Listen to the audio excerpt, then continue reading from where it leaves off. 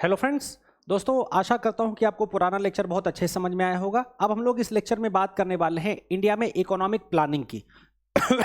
India में जो economic planning है उसका अपना एक सिनेरियो है, उसका अपना एक स्ट्रक्चर है, उसको हम लोग बहुत अच्छे से समझेंगे और इसके अंतर्गत हम लोग कंप्लीट 5 ईयर प्लान को डिस्कस करने वाले हैं जो आपको बहुत आसानी से समझ में आने वाला है। ठीक है, तो स्टार्ट करते हैं लेक्चर जिसमें हम लोग बहुत आसानी से इकोनॉमिक प्लानिंग को समझेंगे। ठीक, तो देखिए, अगर आप बात करें, कोई चीज़ को समझना इतना कठिन नहीं होता है। इकोनॉमी सब्जेक्ट कठिन माना जाता है बट वो है नहीं कठिन, वो बहुत ही प्यारा सब्जेक्ट है, बहुत आसानी से समझ में आने वाला सब्जेक्ट है। देखिए, प्लान नियोजन का मतलब क्या होता है? प्लान आपका कोई चीज़ बनाते हो तो इसका क्या मतलब होता है? आपका कोई टारगेट है, उस टारगेट को आप अचीव करना चाहते हो, आप अचीव करना चाहते हो, लक्ष्य को प्राप्त करना चाहते हो, इसलिए आपने एक प्लान डिसाइड करा कि उस प्लान के हिसाब से हम काम करेंगे तो हमारा टारगेट हमें मिल जाएगा। ठीक है, तो प्लानिंग का मतलब होता है किसी कार्य को संपादित करने की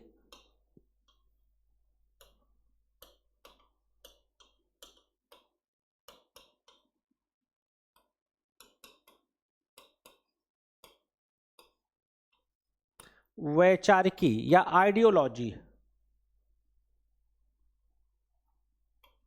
किसी कार्य को संपादित करने की वैचारिकी, यानी कि कोई हमें योजना लागू करनी है तो उस योजना के माध्यम से हम किसी कार्य को कैसे सक्सेसफुली लागू कर सकते हैं, कैसे सक्सेसफुली इंप्लीमेंट कर सकते हैं, ये होता है प्लान। भाई, आप जैसे आपके घर में कोई शादी विवाह है, ठीक, कोई मैरिज है, तो हर चीज का प्लान करते हो कि नहीं करते हो? कि कितने गेस्ट होंगे, गेस्ट कितने होंगे, बजट आपका कितना है, लोगों के लिए होटल वगैरह की क्या व्यवस्था करनी है, हर एक चीज़ का प्लान करते हो। ठीक, तो उसमें एक आइडियोलॉजी छिपी होती है, कितना हमें अच्छा खर्च करना है, इतना अच्छा प्रोग्राम अरेंज करना है। ठीक, और उसमें जब अर्थ जुड़ जाता है, अर्थ जुड़ जाता है, आर्थिकी का मतलब है यानी कि मॉनेटरी इशू, मॉनेटरी पॉइंट उसमें जुड़ जाता है।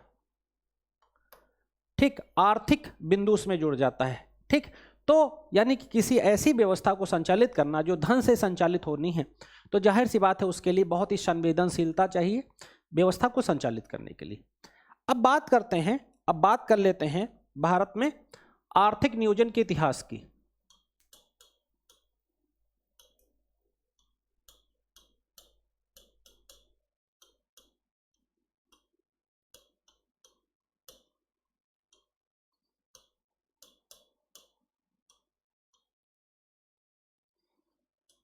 भारत में आर्थिक नियोजन के इतिहास की बात कर लेते हैं।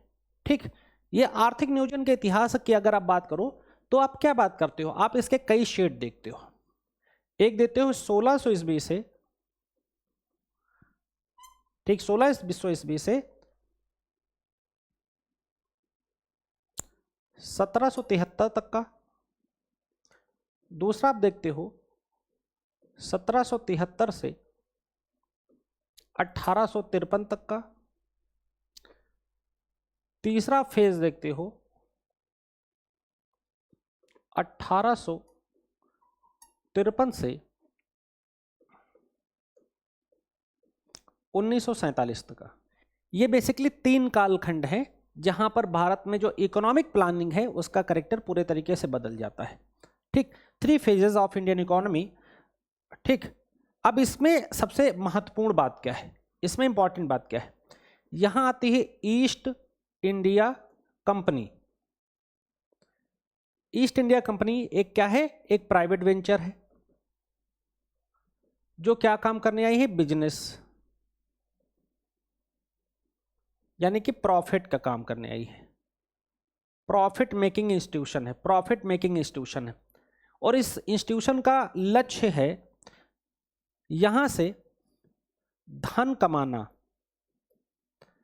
लेकिन वो बात अलग है कि उसका राजनीतिक जो है वो व्यवस्था को भी संचालित करने लगती है और उस व्यवस्था में, इस कंपनी में एक स्तर के बाद जो शोषण है वो तेजी से देखा जाने लगता है। तो उसके बाद फिर उसका रिफ्लेक्शन, उसका चेंज हो जाता है और कहीं ना कहीं जो है कुछ की जो क्रियाविधियां हैं वो ब्रिटिश क्राउन वगैरह के हाथ में आने लगती हैं। 1773 में आता रेगुलेटिंग एक्ट।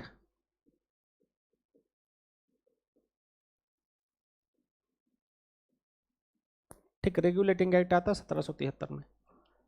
इन सभी के द्वारा, ठीक है, इन सभी के द्वारा उद्देश्य क्या है, क्योंकि जो है ब्रिटेन में क्या चल रहा है, इंडस्ट्रियल रिवॉल्यूशन,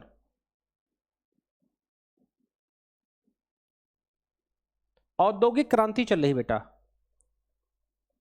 औद्योगिक क्रांति चल रही होगी तो उसका ध्येय क्या होगा, उसका ध्येय होगा कि दुनिया भर से रॉ मटेरियल लेकर आना, रॉ मटेरियल को बेचना। क्योंकि रॉ मटेरियल के पीछे उद्देश्य क्या है, क्योंकि वो एक ऐसे मुल्क हैं जो टापू पर बसे देश हैं, उनके पास प्राकृतिक संसाधन नहीं है, उनको दुनिया से कच्चा माल चाहिए, तो चाहे पटसन हो या नील हो या कोई भी उत्पाद हो वो उनको चाहिए, ठीक, जिससे वो वस्तुओं का निर्माण कर सकें। और औद्योगिक क्रांति की दशा ये है कि उसके लिए काफ़ी बड़ी मुद्रा, काफ़ी बड़े संसाधन, ये सब कुछ चाहिए होगा। ब्रिटेन के बारे में कहा जाता है कि अगर ब्रिटेन भारत को अपनी कॉलोनी ना बना पाता तो शायद ब्रिटेन में औद्योगिक क्रांति सक्सेसफुल ना हो पाती, क्योंकि भारत प्राकृतिक संसाधनों के लिहाज से बहुत ज़्यादा समृद्ध राष्ट्र है। भारत के बारे में यह भी है कि भारत, भाई अंग्रेजों ने इंफ्रास्ट्रक्चर की अगर निर्माण की बात की जाए, अवसंरचना निर्माण की बात की जाए, तो उन्होंने किन क्षेत्रों में अवसंरचना निर्माण करा, वहाँ से जहाँ से वो कोस्ट को डेवलप करा, ताकि पोर्ट को डेवलप करा, ठीक है, रेलवे को डेवलप करा, ताकि एक एक चीज़, चाहे चाय से लेकर चीनी तक, एक एक चीज़ पर, चाहे टी हो, चाहे शुगर हो, चाहे हर एक चीज़ का रॉ मटेरियल जो है वो उनको मिल सके, रॉ मटेरियल मिल सके। तो इस चीज़ ने उनको बहुत समृद्ध किया, बहुत इनरीच किया। और माना जाता है, एक शशि थरूर की बुक है अंधकार काल,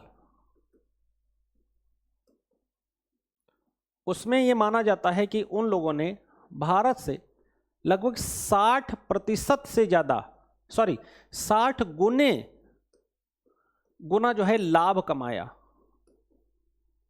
लाभ मिला उनको, ठीक, ये एक चीज़ है। अंग्रेजों ने अपनी जो नीतियों को इतना डाइवर्सिफाई तो नहीं कर रखा था, बहुत ही सेंट्रलाइज कर रखा था, ठीक है, लेकिन जब 1857 की क्रांति होती है तो थोड़ा सा उसे डाइवर्सिफाई करते हैं। जब 1867 में ड्रेन वेल्थ थ्योरी, धन का अपवहन का सिद्धांत, दादा भाई नौरोजी देते हैं, ठीक, उनकी बुक होती है poverty and British rule in India.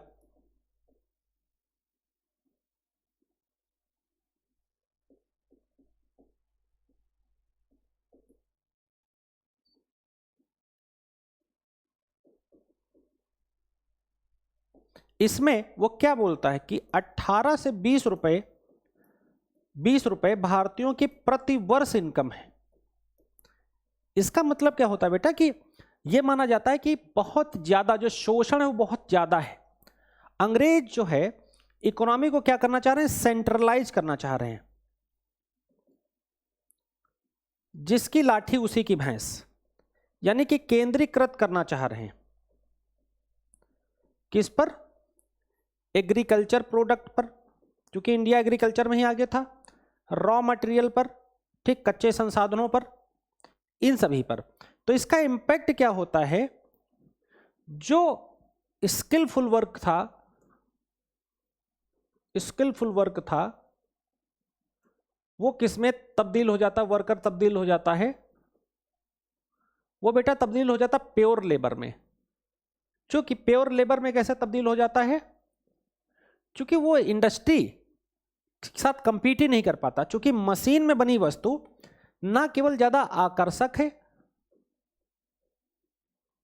बल्कि सस्ती भी है, ठीक। तो ये जो है चैलेंज आते हैं, इसी का आप लोग पढ़ते हो कि इसी के रिपरकेशन, दुष्प्रभाव की वजह से भारत में स्वदेशी आंदोलन प्रारंभ होता है। 1905 में सविनय अवज्ञा वगैरह और ये सब चीजें स्टार्ट होती हैं। आगे हम लोग बात करेंगे जब दादा भाई नौरोजी, जिनको भारत का वयोवृद्ध पुरुष कहा जाता है, दादा भाई नौरोजी ने, जब ये खुद ये पारसी थे और खुद एक बिजनेसमैन थे, जब इन्होंने पहली बार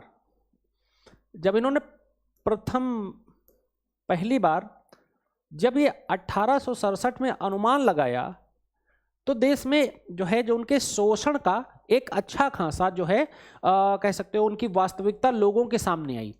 तो इसका प्रभाव ये भी दिखाई दिया कि देश में आर्थिक राष्ट्रवाद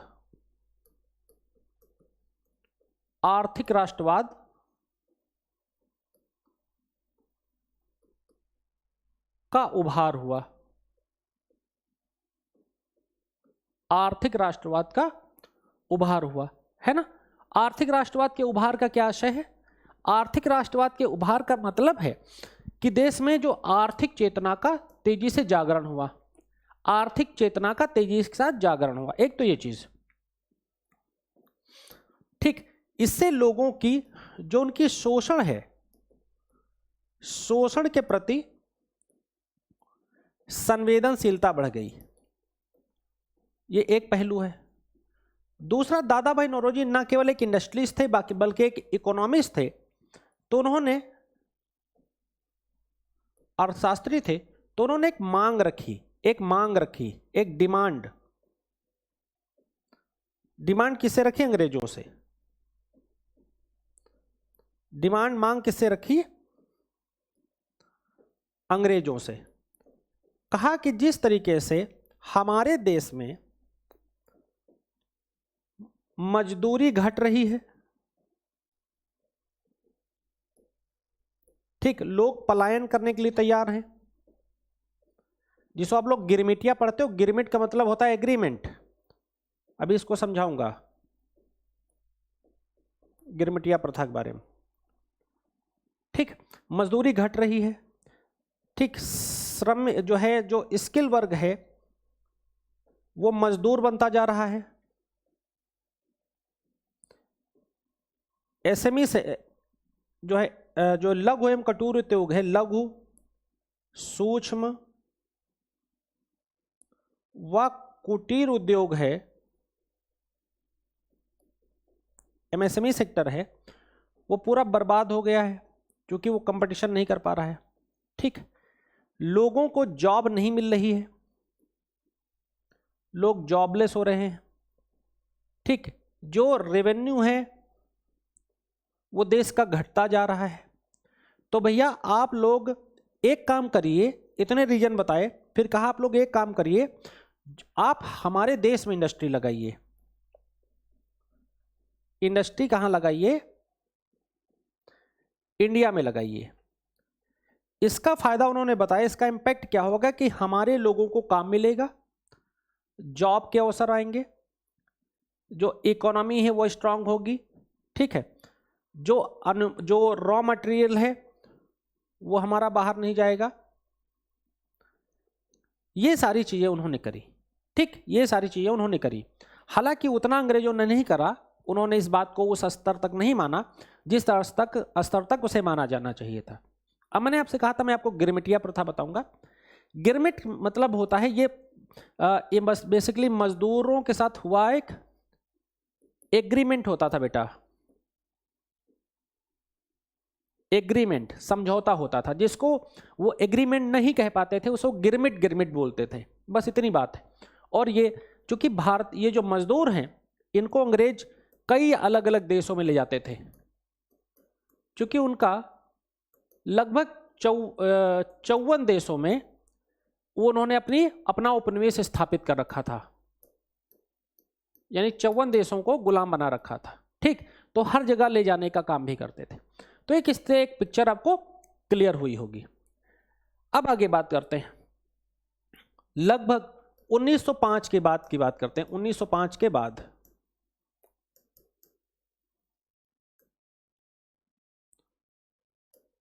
1905 के बाद की बात करते हैं। देखिए, स्वदेशी आंदोलन प्रारंभ हुआ क्यों? स्वदेशी आंदोलन अंग्रेजों के 1905 में प्रारंभ हुआ। किससे? अंग्रेजों की शोषणकारी नीति के विरोध में। अंग्रेजों की शोषणकारी नीति के विरोध में, ठीक। तो इसका उद्देश्य यही था कि जो स्वदेशी कारखाने हैं,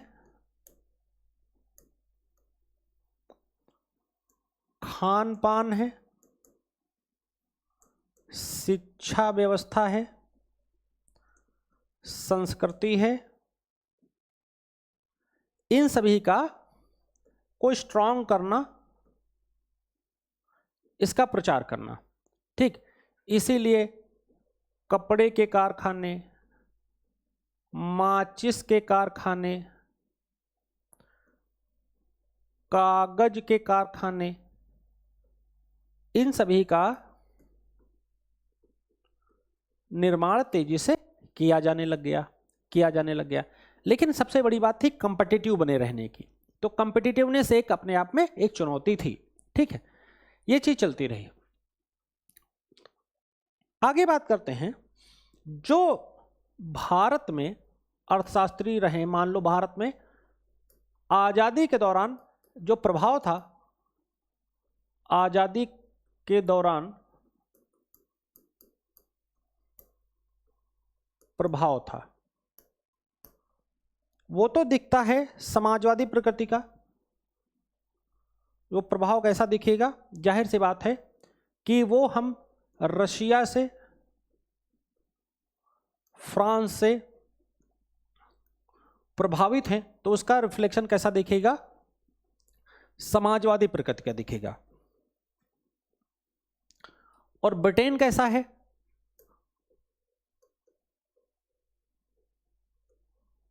ब्रिटेन की आर्थिक नीतियां कैसी हैं? वो है पूंजीवादी प्रकृति का। पूंजीवाद में ही क्षमता है कि वो किसी देश को उपनिवेश बना सके, ठीक, उपनिवेश बना सके। तो ये एक कॉन्ट्रडिक्शन दिखाई देता है, ठीक है। अब इसका जो उद्देश्य है ज्यादा से ज्यादा लाभ कमाना, वो तो भारत में बहुत लंबे समय तक रहना भी नहीं चाहते थे शुरुआत में, लाभ कमाना। इनका उद्देश्य है इक्वल डिस्ट्रीब्यूशन,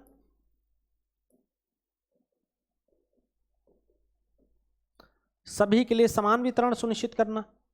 जब आपका एक कंसेप्ट क्लियर होगा ना बेटा, तो प्रॉब्लम नहीं आएगी। ये चीज हमेशा ध्यान रखना, कंसेप्ट से हमेशा पढ़ाई करो, ठीक। अब चाहे तो भगत सिंह हो,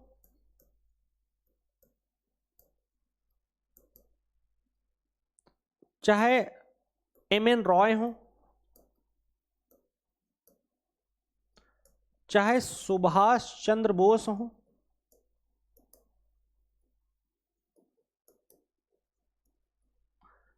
चाहे नेहरू हो, नेहरू जी हो, ये जो लीडर हैं, इन सभी का उद्देश्य क्या है? एक सोशलिस्टिक इकोनॉमी बनाना, एक सोशलिस्टिक इकोनॉमी बनाना, एक समाजवादी अर्थव्यवस्था का निर्माण करना।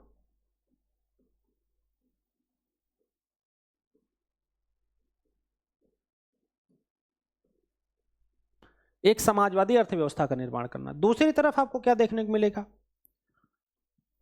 दूसरी तरफ जो इंडिया के इंडस्ट्रियलिस्ट हैं,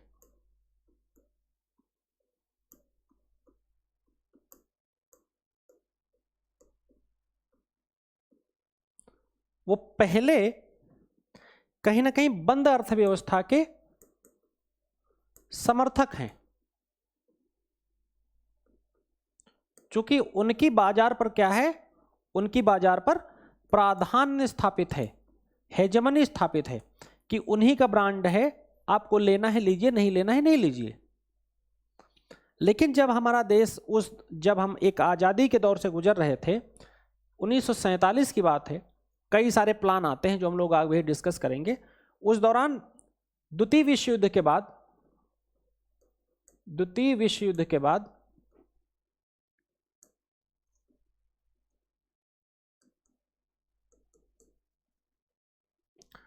जो कि 1945 में समाप्त हुआ था। इसके बाद दुनिया में किस तरीके की प्रॉब्लम आई? दुनिया में एक चीज दिखाई दी जिसे बोला जाता है कोल्ड वॉर, शीत युद्ध का दौर बोला जाता है। और इस दौरान बेटा दुनिया दो खो में बटी थी। एक था पूंजीवादी राष्ट्र,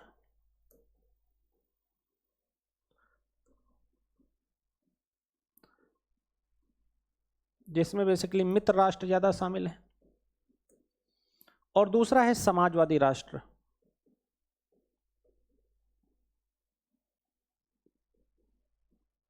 जिसमें ज्यादातर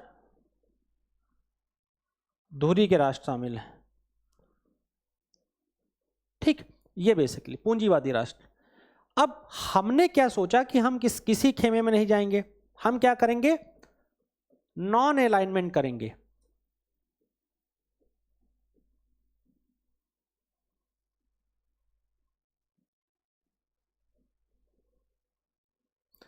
नॉन अलाइनमेंट करेंगे, ठीक, गैर हस्तक्षेपकारी पॉलिसी पर चलेंगे, नॉन अलाइनमेंट करेंगे।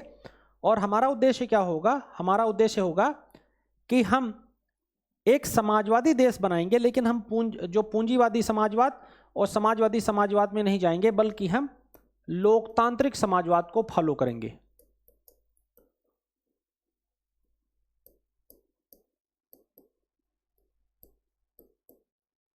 अथवा संवैधानिक समाजवाद को फॉलो करेंगे। ठीक, जहां सबके लिए समान अवसर, समान स्थितियां, समान दशाएं हो और लोकतंत्र या संविधान सबसे ऊपर की चीज हो, सब लोग उसको आदर्श माने, उसको फॉलो करें। ठीक है, यहां तक क्लियर हो गया होगा होपफुली। चलिए, जब यहां तक क्लियर है तो बहुत अच्छा है। अब आपको एक स्ट्रक्चर पता चल गया इंडिया की आजादी का, पता चल गया कि नहीं पता चल गया? ठीक है, बहुत अच्छा। चलिए, अब समझते हैं कि नियोजन क्या होता है, व्हाट इज प्लान। तो नियोजन का मतलब मैंने बेटा पहले ही समझा है कि किसी कार्य को संपादित करने की वैचारिकी, यानी हम कोई काम कैसे करते हैं, कैसे उसे संपादित करते हैं, ये इसके अंतर्गत में देखा जाता है, उसी आइडियोलॉजी को बोलते हैं। ठीक, भारत में अंग्रेजों के समय से आर्थिक नियोजन विभिन्न स्तरों पर देखा जाता है। जैसे कि मैंने पहले बताया, उन्होंने क्या करा, उन्होंने एग्रीकल्चर को पूरे तरीके से कमर्शलाइज कर दिया, कृषि का पूरे तरीके से वाणिज्यीकरण कर दिया। ठीक है, यानी कि उन्होंने जो चाहते थे, नील की खेती, पटसन, चाय, चीनी, इन सब पर फोकस करा। ठीक है, इन सब पर फोकस करा पूरे। सबसे पहली बात, श्रम कानूनों का पूरे तरीके से शोषण किया। ठीक है, और हर एक चीज यहां से रॉ मटेरियल ले जाने की कोशिश करी, रॉ मटेरियल ले जाने की कोशिश करी, ताकि वो इसको, जिसकी लाठी उसी की भैंस का काम कर सके, यानी जिनसे वो पहले राष्ट्रों से कच्चा माल औने पौने दामों पर ले जा रहे हैं, उन्हीं देशों को वो बनाकर भेजें और उसके रेट महंगे हों। तो ये काम उन्होंने अपनी इंडस्ट्रियलाइजेशन की पॉलिसी में स्टार्ट करा। ठीक, तो ये चीज। अब एक फैक्ट देख लेते हैं, जो हमने पंचवर्षीय योजना भी, जिसके बारे में हम लोग आज बात करने वाले हैं, वो हमने कहां से ली? वो हमने रूस से ली। तो ये फैक्ट बेटा बहुत बार पूछा जाता है, तो आपको याद रखना है। चलिए, अब 1947 के आसपास की बहुत सारी स्कीम्स है जिसको हम लोग डिस्कस करेंगे, जिसमें सबसे पहला जो प्लान है वो विश्वसरैया योजना है। विश्वसरैया योजना है, इन्होंने क्या बुक लिखी थी, बहुत पूछी जाती, planned economy for India. Planned economy for India, इन्होंने एक पुस्तक लिखी थी, और ये पुस्तक बहुत बार पूछी जाती है, प्लान्ड इकोनॉमी फॉर इंडिया। ठीक, इसमें इन्होंने अपने विचार प्रस्तुत किए थे, और उन्होंने जो है एक ऐसा विचार रखा था जो पूंजीवादी समाजवाद से मेल खाता हो, या लोकतांत्रिक समाजवाद से कह सकते हो मेल खाता हो। यानी कि हम जो है एग्रीकल्चर इंडस्ट्री की ओर संक्रमण की तरफ बढ़ें। जैसे हमें फोकस करना पड़ेगा, बिना देशों के साथ जुड़े हम अपनी अर्थव्यवस्था को मजबूत नहीं कर सकते, तो हमें जो कृषि है उसको जीवन निर्वाह के स्रोत से आगे बढ़ते हुए उसे ऑक्यूपेशनल बनाना पड़ेगा, व्यावसायिक बनाना पड़ेगा, ऑक्यूपेशनल बनाना पड़ेगा, और हमें इंडस्ट्रीज पर फोकस करना पड़ेगा। अदरवाइज जो इंडस्ट्रियलाइजेशन ब्रिटेन में हुआ था, जिसका पूंजीवादी राष्ट्रों पर बहुत ही सकारात्मक प्रभाव था, उसका जो है भारत पर नकारात्मक प्रभाव दिखता, क्योंकि उसमें हम बहुत पीछे रह गए।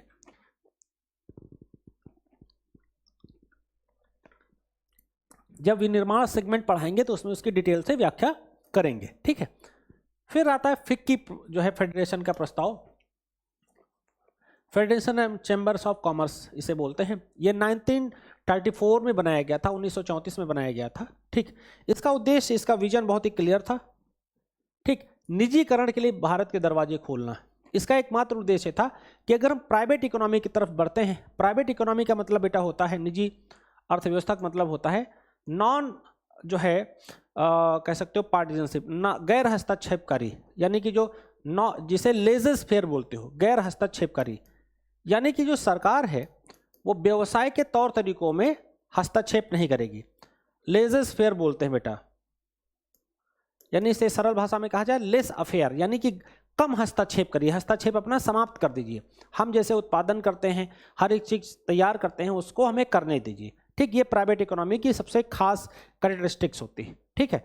तो इन्होंने इस सर्वप्रथम योजना आयोग की आवश्यकता पर भी फोकस करा था। और हमने अभी पढ़ा कि योजना आयोग का जो कंसेप्ट है हमने कहाँ से लिया था, हमने रशिया से लिया था, बल्कि उस समय हम बहुत स्ट्रांग बिलीव करते थे 5 ईयर प्लान के जो है एजेंडा में। अब हमने उसकी जगह क्या ले लिया है, नीति आयोग ले लिया है, जो 5 ईयर प्लान की जगह बात करता है 15 ईयर प्लान की। चलिए, फिर आता है कांग्रेस योजना। कांग्रेस योजना आती है, कांग्रेस योजना 1938 की होती, सुभाष चंद्र बोस इसमें काफ़ी फोकस करते हैं। 1938 की होती, सुभाष चंद्र बोस जी फोकस करते हैं। ये राष्ट्रीय योजना समिति का गठन करने के उद्देश्य से इसे करते हैं। किसका? राष्ट्रीय योजना समिति के गठन के उद्देश्य से करते हैं। इसका उद्देश्य बहुत क्लियर है कि अर्थव्यवस्था के सभी क्षेत्रों को ठोस रणनीति बनाना उनके लिए, ठीक। अर्थव्यवस्था के क्षेत्र से जब बोला गया तो इसका क्या मतलब है, इसका मतलब है कृषि, विनिर्माण, सेवा क्षेत्र, एमएसएमई, पब्लिक सर्विस यूनिट, सार्वजनिक क्षेत्र के उपक्रम, पीएसयू जिसे आप बोलते हो, ठीक है, और कोर सेक्टर, ठीक। तो इन सब चीजों पर फोकस करना था। चलिए अब आगे बात करते हैं योजना और विकास विभाग की। योजना और विकास विभाग की, ठीक, बात करते हैं। तो 1944 में ये लागू हुआ था, ठीक है, जिसमें देश में योजना संबंधी कार्यों का गठन किया गया था कि कैसे बेहतर एक प्लानिंग बनाया जाए, क्योंकि उस दौरान ये सुगबुगाहट स्टार्ट हो गई थी कि अंग्रेज अब तो बाहर से बाहर जाएंगे, ठीक है। तो योजना संबंधी कार्यों का गठन करने के उद्देश्य से किया गया था। उद्देश्य बहुत क्लियर है कि औद्योगिकरण के लिए हमें बहुत लार्ज स्केल पर स्कीम्स बनानी पड़ेंगी। इंडस्ट्रियलाइजेशन के लिए हमें लार्ज स्केल पर विस्तृत प्रोजेक्ट बनाने पड़ेंगे, ठीक है। जो प्रोजेक्ट हैं वो हमें विस्तृत ढंग से बनाने होंगे,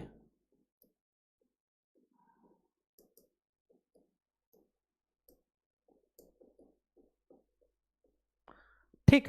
फिर बात करते हैं बेटा बॉम्बे प्लान के बारे में। बॉम्बे प्लान के बारे में बात करते हैं, बॉम्बे प्लान के बारे में बात करते हैं। तो बॉम्बे प्लान के बारे में अगर आप बात करोगे तो ये 1944 में बंबई में बॉम्बे प्लान को बढ़ावा देना एक टारगेट रखा गया था, ठीक, टारगेट रखा गया था, ठीक है।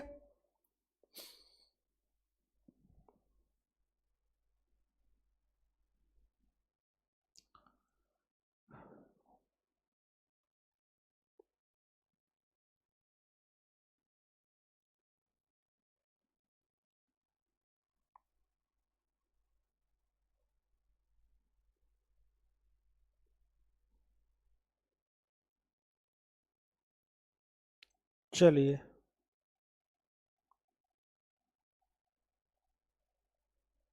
आगे बढ़ते हैं।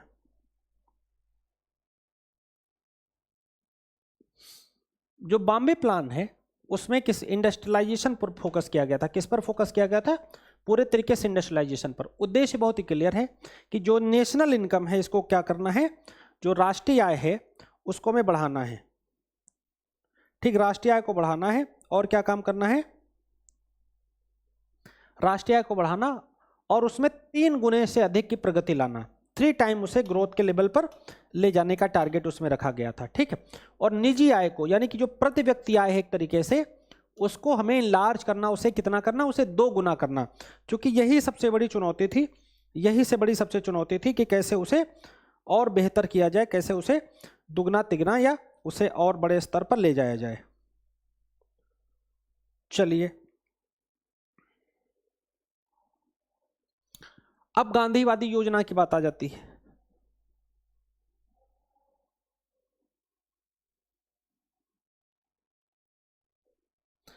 गांधीवादी योजना की बात आती है बेटा, इसको देखते हैं।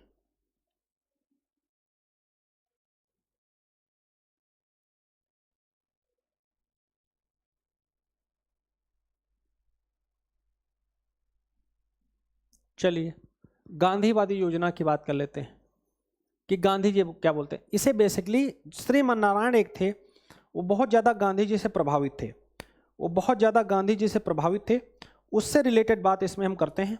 ठीक है, श्रीमन नारायण योजना भी इसे बोलते हैं। तो याद रखिएगा कि ये कब आई थी, या मैंने आपको बताया भी। ठीक है, इसका उद्देश्य बहुत ज़्यादा क्लियर था कि जो जन समुदाय है, यानी कि जो समाज का निचला वर्ग है, वंचित वर्ग है, उसकी ज़िंदगी में क्वालिटी ऑफ लाइफ लेकर आना, क्वालिटी ऑफ लाइफ के साथ उसे जोड़ना, उसे न्यूनतम मतलब जो बेसिक फैसिलिटीज़ हैं उसको प्रोवाइड करना, बेसिक फैसिलिटीज़ प्रोवाइड करना। ये बहुत बड़ा जो है टारगेट था, और जाहिर सी बात है ये एक सोशलिस्टिक टारगेट है। और उनका बहुत स्ट्रांग बिलीफ था जो एमएसएमई सेक्टर है, सूक्ष्म लघु और कुटीर उद्योग है, जो भारत में एक बहुत बड़ा सेक्टर है, बहुत बड़े स्केल का सेक्टर है, उसको उस पर हमें काम करना पड़ेगा, तब जाकर हम एक बेहतर स्थिति में आ सकते हैं, तब जाकर हम बेहतर स्थिति में आ सकते हैं। इस पर उनका बहुत स्ट्रांग बिलीफ था, बहुत जो है वो इस पर फोकस करते थे। अब बात करते हैं जन योजना की, या पीपल प्लान इसे बोलते हैं, पीपल प्लान या जन योजना। और ये एक जो है अर्थशास्त्री थे M.N.. Roy, basically Marxist approach के थे, मार्क्सवादी अप्रोच के थे, जहां ये मजदूरों की बात करते हैं ज़्यादातर, उनसे संबंधित थे। उन्होंने इस जन योजना को 1945 में पब्लिश करा था, इसका प्रकाशन किया था, और उन्होंने साम्यवादी व्यवस्था पर जोर दिया था। साम्यवादी व्यवस्था क्या होती है? ऐसी व्यवस्था जिसमें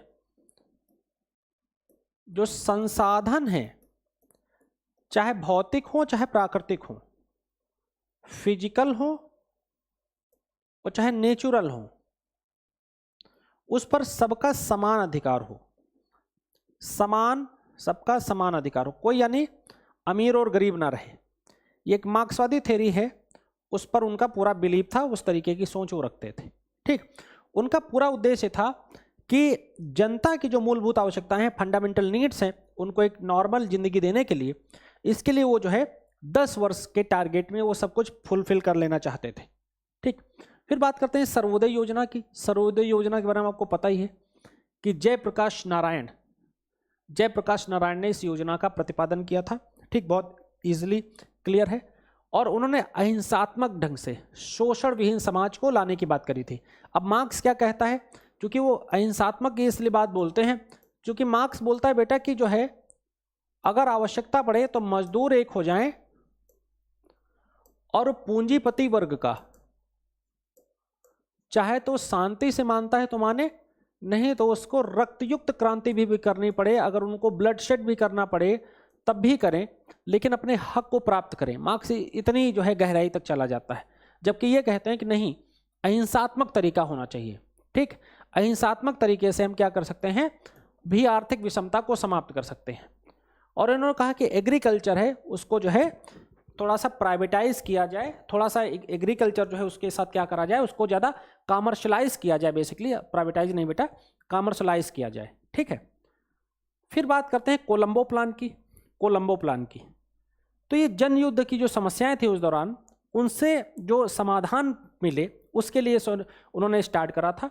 क्योंकि द्वितीय विश्व युद्ध का जो दुष्प्रभाव था, तो श्रीलंका के कोलंबो में 26 देशों के लोग इकट्ठा हुए और एक आपस में प्लान बनाया गया कि कैसे एक दूसरे के साथ और ज़्यादा अच्छे सहिष्णुता से, बहुत अच्छे ढंग से व्यापारिक साझेदारी सुनिश्चित करी जा सकती है, एक अच्छा एटमॉस्फेयर इकोनॉमिक डेवलप किया जा सकता है।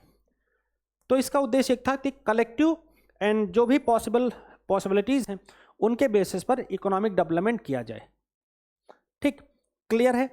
अब बात करते हैं भारत में आर्थिक नियोजन का उद्देश्य क्या है। ठीक, भारत में आर्थिक नियोजन का उद्देश्य क्या है, आइए देखते हैं। तो सीधा सा है, प्रजातांत्रिक मूल्यों के साथ समाधान सुनिश्चित करना, यानी कि हमें कैसी कोई स्थिति का निर्माण नहीं करना है जिससे हम अपनी अर्थव्यवस्था को निगेटिव ले जाएं, बल्कि ऐसी डेमोक्रेटिक सिस्टम में रहकर हमें काम करना है जिससे हम अपनी अर्थव्यवस्था को एक दिशा दे पाएं, उसे एक बूस्टअप दे पाएं।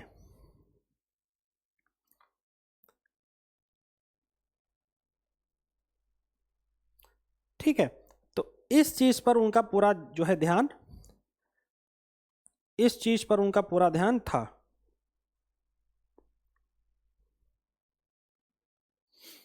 चलिए, अब लक्ष्य के अंतर्गत क्या क्या बातें शामिल हैं। पहला है आर्थिक विकास, रोजगार सृजन, सेल्फ रिलायंस यानी आत्मनिर्भरता, समावेशी विकास करना, ये सारे बिंदु याद रखिएगा, ये सारे पूछे जाएंगे। गरीबी उन्मूलन करना, आर्थिक विषमता को समाप्त करना, आधुनिकीकरण वाली अर्थव्यवस्था का निर्माण करना। ठीक है, इनको बहुत ज़्यादा समझाने की आवश्यकता नहीं है, क्लियर होगा। अब बात करते हैं भारत में पंचवर्षीय योजनाएं, 5 ईयर प्लान्स की बात करते हैं। तो पहली पंचवर्षीय योजना का डिस्कशन स्टार्ट करते हैं। पहली पंचवर्षीय योजना का टारगेट क्या है, क्या ओरिएंटेशन है। तो दोस्तों ये हेरोड डोमर मॉडल, ये पूछ लिया जाता है, उस पर निर्भर है। हेरोड डोमर मॉडल के आधार पर ये लागू की गई थी भारत में। उद्देश्य क्या है, आर्थिक समृद्धि प्राप्त करना। टारगेट क्या है, कृषि। ठीक है, एग्रीकल्चर सेक्टर पर फोकस किया गया था। इसमें किस पर फोकस किया गया था, एग्रीकल्चर सेक्टर पर इसमें फोकस किया गया था। ठीक है, तो कृषि संरचना का विकास करना, किसका विकास करना, कृषि संरचना का विकास करना इसका लक्ष्य था। ठीक है, क्लियर है। दूसरा, जो उत्पादन है उस क्षमता को वृद्धि करना और विषमता को समाप्त करना।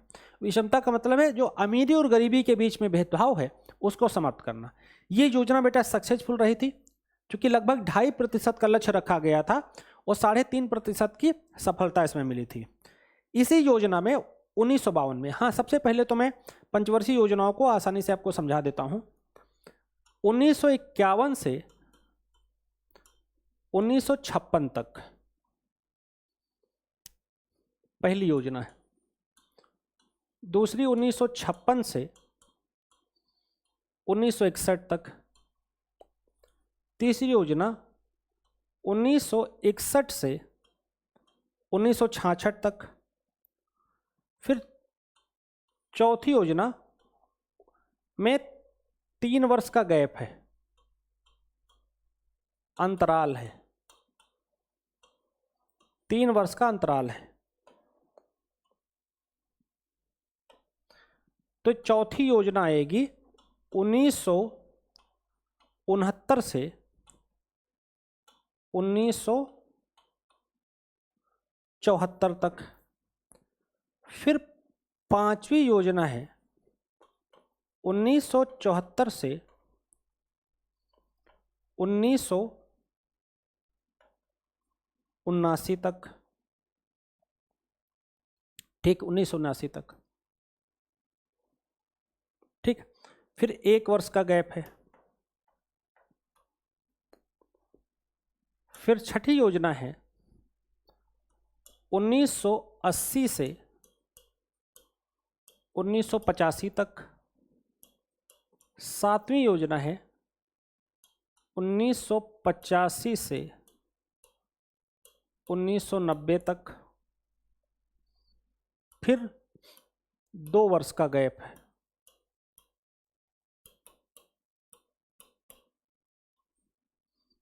फिर 8वीं योजना है 1992 से 1997 तक। फिर नवी योजना है 1997 से 2002 तक। 10वीं योजना है 2002 से 2005 तक। 2005 से 2007 तक। 2007 से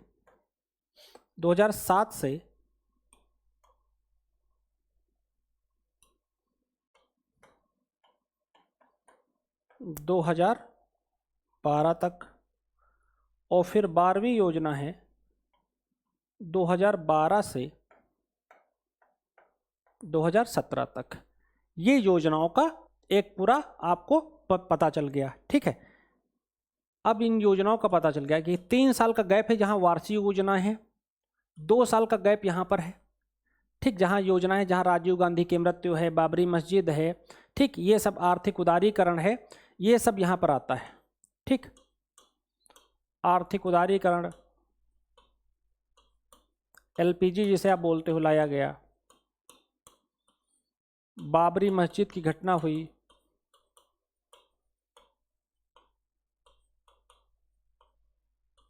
ये सब कुछ यहाँ पर देखने को मिलता है, ठीक, ये सब यहाँ पर देखने को मिलता है। और वहाँ 3 साल का गैप है जहाँ वार्षिक योजनाएं स्टार्ट करी गई हैं, ठीक, वार्षिक योजनाएं स्टार्ट करी गई हैं, ठीक। तो ये आपको पूरा पता चल गया, पूरा एक स्ट्रक्चर पता चल गया। तो पहली योजना का उद्देश्य है सामुदायिक विकास कार्यक्रम। ये कब आए थे? 2 अक्टूबर, या नोट करिएगा, 2 अक्टूबर 1952 को लाए गए थे। इसमें था कि ग्रामीण विकास को कैसे सुनिश्चित किया जाए, इस पर फोकस था। लेकिन ये योजना पूरे तरीके से भ्रष्टाचार की भेंट चढ़ गई थी, ठीक। एससी दुबे ने इसकी स्टडी करी थी, श्यामा चरण दुबे ने स्टडी करी थी और उसे फेल बताया था। इनकी बुक का नाम है इंडियन विलेज, भारतीय गांव, ठीक है। इसी दौरान क्या हुआ, भाखड़ा नागल परियोजना पहली योजना में लागू करी गई। हीराकुंड परियोजना लागू की गई। इन सभी का प्रारंभ इसी योजना के अंतर्गत में, पहली योजना के अंतर्गत में होता है, याद रखिएगा, ठीक। तो ये पूरा स्ट्रक्चर पता चल गया। अब द्वितीय पंचवर्षीय योजना की बात कर लेते हैं। द्वितीय पंचवर्षीय योजना का साल आपको पता है, ये महालनोबिस मॉडल पर थी, और इसका उद्देश्य क्या था? इसका उद्देश्य था समाजवादी समाज की स्थापना करना। बेसिकली इसका उद्देश्य था औद्योगिकरण को बढ़ावा देना, इसी योजना के अंतर्गत नेहरू ने कहा था जो इंडस्ट्री है ये क्या है, आधुनिक भारत के मंदिर हैं।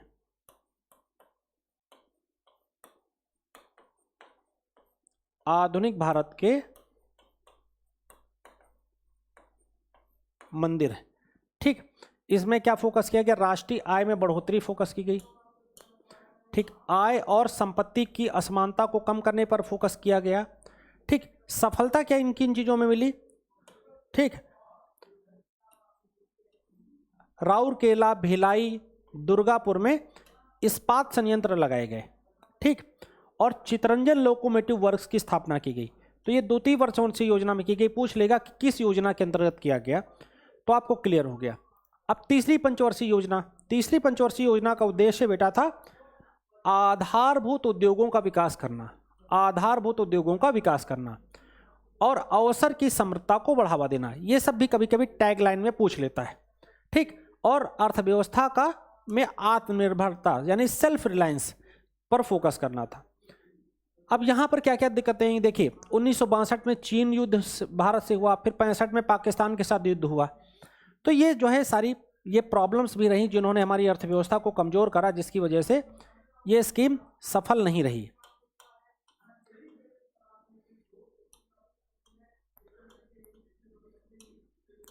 ये फेल हो गई, ठीक है। और इसी योजना में बोकारो आयरन स्टील प्लांट लगाया गया, ठीक है। किसके सहयोग से? सोवियत संघ की। सोवियत संघ मतलब रूस, ठीक। सोवियत संघ की सहयोग से, जो उसको सोवियत संघ बोलते थे। अब वार्षिक योजनाएं चली। वार्षिक योजना चली 66 से लेकर 69 तक। इसे योजना अवकाश भी बोलते हैं या योजना अंतराल भी बोलते हैं। आपको पता है हमारे यहाँ कृषि में आत्मनिर्भरता की चुनौती थी, तो हरित क्रांति 1967 में लाई गई थी। ठीक, एमएस स्वामीनाथन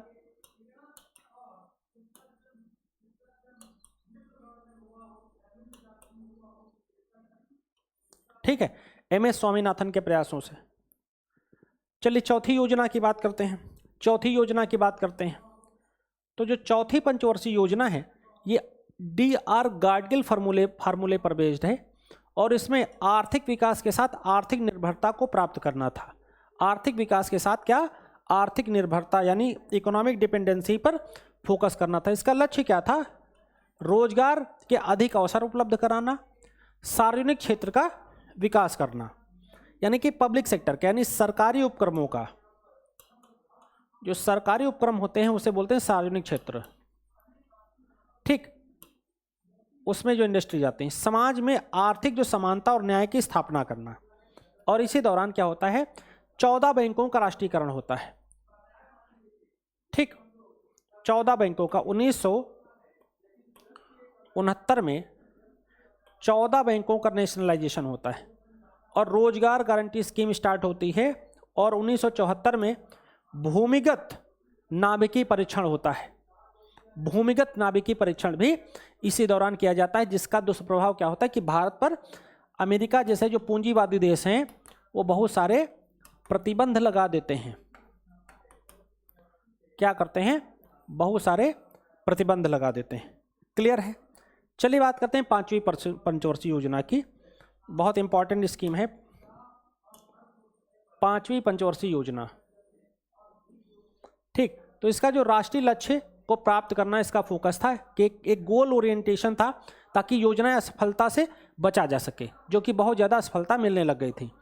तो इसमें उत्पादक प्रोड्यूसर एंड जो रोजगार के अवसरों का विस्तार करना, चूंकि हमारे ऊपर प्रतिबंध था तो उत्पादन को बढ़ाना एक अपने आप में चुनौती थी, क्योंकि हमें दुनिया से जो कच्चा माल है, जो मशीनरी है, वो नहीं मिल रही थी, वो मिलना कम हो गया था। ठीक, और हम नॉन अलाइनमेंट में थे भी, तो हम किसी भी राष्ट्र की तरफ हमारा झुकाव भी नहीं था। ठीक है, तो इसलिए एक न्यूनतम आवश्यकता कार्यक्रम बनाया गया। न्यूनतम आवश्यकता मिनिमम जो है आवश्यकता का एक प्रोग्राम घोषित किया गया और निर्यात को प्रोत्साहन देने के लिए आर्थिक प्रतिस्थापना की गई, यानी कि ज़्यादा से ज़्यादा इंफ्रास्ट्रक्चर डेवलपमेंट किया जाए। और चूंकि इंदिरा गांधी थी उस दौरान, तो उन्होंने गरीबी हटाओ का नारा दिया था। गरीबी हटाओ का नारा दिया था। पूछ लेता किस योजना में दिया था, आपका जवाब है पांचवी पंचवर्षीय योजना में। और 1975 में बेटा ये भी प्रश्न बहुत पूछा जाता है कि 20 सूत्री प्रोग्राम कब आया था, तो 1975 में आया था। किस योजना के अंतर्गत आया था, पांचवी योजना के अंतर्गत आया था। 1974 में न्यूनतम आवश्यकता कार्यक्रम आया था, यह भी पूछा गया है। और 1976 में एक योजना आई थी, काम के बदले अनाज। काम के बदले अनाज, जिसे आप मनरेगा बोलते हो, ये इसी योजना का एक तरीके से प्रत्युत्पाद है, इसी योजना का रिजल्टेंट है। ठीक है, काम के बदले अनाज 1977 में। फिर उसके बाद एक अनवरत योजना आती है। अनवरत योजना ये किसकी सहयोग से, जनता पार्टी की, जनता पार्टी के सहयोग से। चूँकि इंदिरा गांधी लगा देती हैं इमरजेंसी और वो चुनाव हार जाती हैं। जब वो चुनाव हार जाती हैं तो वो एक जो है जनता पार्टी आती है। ठीक है, जयप्रकाश नारायण वाली जेपी वाली पार्टी आती है। जेपी का नारा क्या था, सिंहासन खाली करो कि जनता आती है ना। इस योजना को लकड़ा वाला समिति की सिफारिश से शुरू किया गया था। लकड़ा वाले समिति की सिफारिश से शुरू किया गया था। इसमें विमुद्रीकरण, शराबबंदी, सार्वजनिक बीमा योजना पर फोकस किया गया था। इन तीन चीजों पर फोकस किया गया था। चूंकि वो किससे इम्पैक्ट था, उनके ऊपर इम्पैक्ट था गांधी जी का।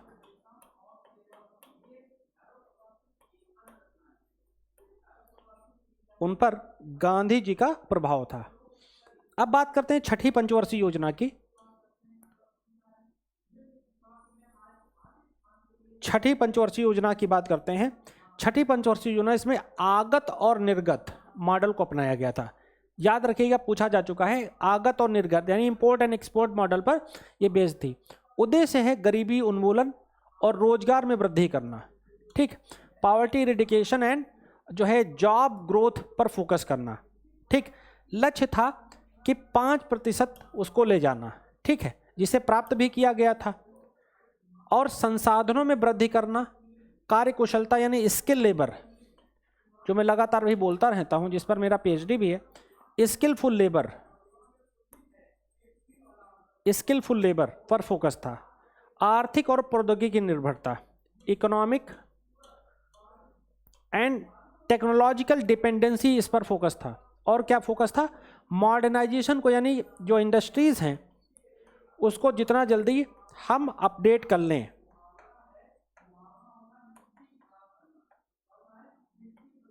जितना जल्दी उसे हम अपडेट कर दें उतना ही जल्दी हमारे लिए ये अच्छा है। अब बात करते हैं 7वीं पंचवर्षीय योजना की। 7वीं पंचवर्षीय योजना में क्या रखा गया? तो डब्ल्यू मिलर मॉडल पर यह योजना बेस्ड है। और इसका निर्माण है, उद्देश्य बहुत क्लियर है कि स्वतंत्र आत्मनिर्भर व्यवस्था यानी कि free economic dependency, W Miller model पर बेस्ड है ये, ठीक है। लक्ष्य बहुत ही क्लियर है, स्वतंत्र आत्मनिर्भर व्यवस्था का निर्माण करना, यानी कि फ्री जो है सेल्फ रिलायंस मॉडल का निर्माण करना। और उद्देश्य बहुत क्लियर है कि उत्पादक और रोजगार का सृजन करना, यानी प्रोडक्शन एंड जॉब दोनों को क्रिएट करना, और इन्वायरमेंट और इकोलॉजी पर फोकस करना, चूंकि इसी दौरान दुनिया में क्लाइमेट चेंज का इम्पैक्ट, जलवायु परिवर्तन का दुष्प्रभाव है।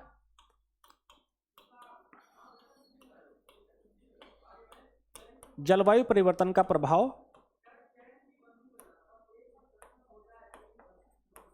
देखने को मिलने लग गया था, ठीक। तो उससे बचने का भी प्रयास था।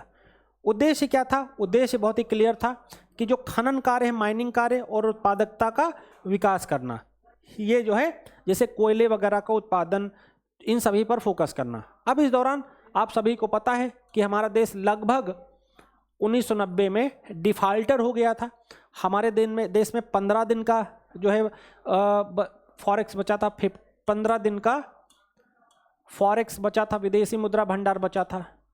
तो हमें अमेरिका के दबाव में जो है डील करनी पड़ी, और उस डील का नाम है LPG, liberalisation, privatisation and globalisation, ठीक है। तो ये सारे जो इम्पैक्ट हैं वो हमारे ऊपर पड़े, क्योंकि 1990 में योजना आयोग का पतन हो गया था। योजना आयोग लगभग अपनी जो है स्थिति में पूरा लगभग फेल्योर हो गया था, ठीक है।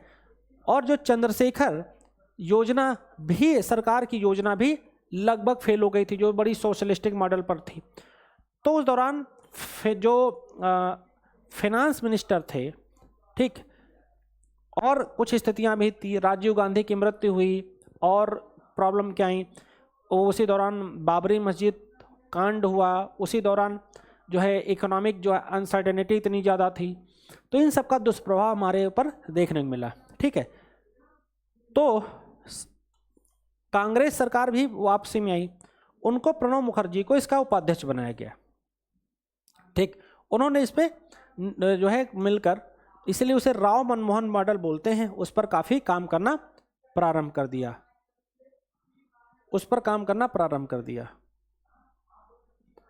ठीक। अब बात करते हैं 8वीं पंचवर्षीय योजना की। ये योजना पूर्ण रोजगार के स्तर को प्राप्त करने और बेरोजगारी को कम करने पर फोकस है, ठीक। इसमें प्राथमिक शिक्षा पर बल दिया जा रहा है। विकास प्रक्रिया को मजबूत बनाने के लिए आधारभूत ढांचे पर फोकस किया जा रहा है। आधारभूत ढांचे का मतलब क्या होता है? सड़क, बिजली, आवास, पानी, स्वास्थ्य, शिक्षा, ये सब चीजें, ठीक। और ऑपरेशन ब्लैक बोर्ड पूछ लेगा किसी योजना में आया। राष्ट्रीय पोषाहार मिशन भी इसी में लाया गया। अब नवीं पंचवर्षीय योजना की बात करते हैं। नवीं पंचवर्षीय योजना की बात करते हैं। इसका उद्देश्य क्या था? न्यायपूर्ण वितरण और समानता के साथ आर्थिक विकास करना, ठीक है। न्यायपूर्ण वितरण का मतलब होता है कि हमें जो भी संसाधन है उनको सभी लोगों तक समान रूप से पहुंचाना है। उद्देश्य क्या है? पर्याप्त रोजगारों की व्यवस्था करना और निर्धनता का उन्मूलन करना, निर्धनता का उन्मूलन करना। 1971 में इंदिरा गांधी ने सबसे पहले गरीबी हटाओ का नारा दिया था, ठीक है, उन्होंने गरीबी हटाओ का नारा दिया था। तो ये बाकी टारगेट बार बार हैं, पर कंफ्यूज मत होना कि ये बार बार क्यों आ रहा है, क्योंकि गरीबी आज भी नहीं समाप्त हुई है, तो लगातार प्रयास किए जाते रहे हैं। मूल्य स्थिरता को बनाए रखना, क्योंकि वैल्यू फ्लक्चुएशन बहुत ज़्यादा हो रहा था, ठीक है। जनसंख्या वृद्धि को क्या करना, नियंत्रित कर देना, ठीक है, और न्यूनतम सुविधा का विकास लोगों को पहुंचाना। तो उसके लिए नसबंदी वगैरह सब कुछ स्टार्ट कर दिया गया, जो काफ़ी प्रॉब्लमेटिक था उस दौरान, ठीक है। फिर 10वीं पंचवर्षीय योजना की बात करते हैं। 10वीं पंचवर्षीय योजना का लक्ष्य क्या था, 8% जो है जीडीपी रखना, निर्धनता में 15% की कमी लेकर आना, ठीक है। लैंगिक असमानता जो इतनी ज़्यादा है देश में अभी भी है, ठीक, 50% उसको कम करना। साक्षरता दर को बढ़ाकर 75% करना, जो अभी भी नहीं हुई है, ठीक। और जो गंदी नदियां हैं उनकी साफ सफाई करना, गंदी नदियों की साफ सफाई करने पर भी इसमें लक्ष्य रखा गया था, ठीक। अब 11वीं योजना को बताते हैं। 11वीं योजना का जो थीम था, सतत व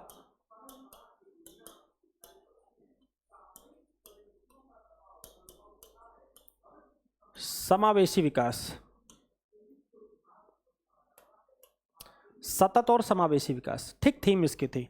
और इसमें विकास की गति को तेज करने पर बल दिया गया, आर्थिक प्रगति को अग्रसर यानी बहुत ही रैपिड ग्रोथ करने की बात करेगी। जीडीपी का लक्ष्य कितना रखा गया कि 8% से बढ़ाकर 10% जीडीपी को रखा जाएगा। निर्धनता को मात्र 15% के लेवल तक लाया जाएगा, जो कि लगभग 32-33% होता था, है ना। साक्षरता का जो अंतराल है महिला और पुरुष के बीच में 10% किया जाएगा, ठीक है, 10% किया जाएगा। और वनों में जो है 5 सालों में 5% की ग्रोथ हमें लेकर आनी है, यानी कि 33% के टारगेट को पाने के लिए प्रयास करना है। अभी भी आप सभी को पता है 24.46% वन भारत में है, ठीक। तो ये सब लक्ष्य रखे गए थे।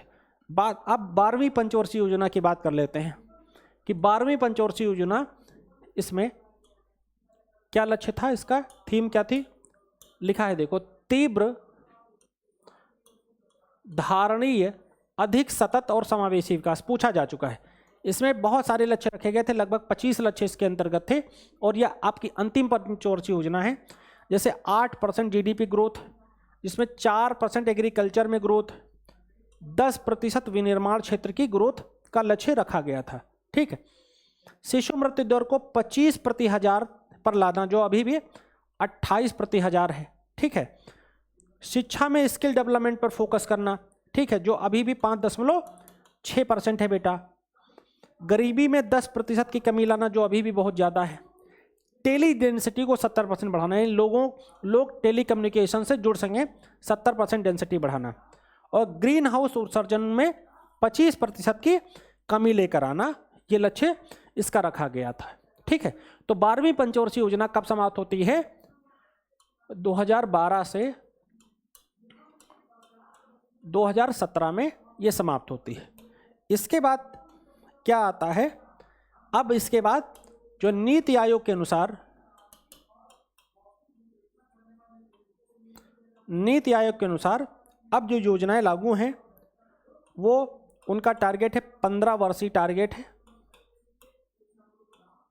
15 वर्षीय टारगेट है, ठीक है। क्योंकि उसके बाद आ गई बीजेपी की सरकार और उसने योजना आयोग को डिसमिस कर दिया, उसकी जगह लागू कर दिया नीति आयोग। तो ये जो 15 वर्षीय योजना है, इसमें 3 वर्ष पर असेसमेंट करते हैं, फिर 7 साल में उसको समीक्षा करते हैं और फिर 15 साल में का लक्ष्य रखते हैं। तो ये किसी योजना की स्थिति है, ठीक है। तो होपफुली आपको ये लेक्चर पसंद आया होगा। आपको आसानी से आप जब 1-2 बार इसे देखेंगे पूरा आपको क्लियर हो जाएगा, कोई दिक्कत नहीं आएगी। Thank you.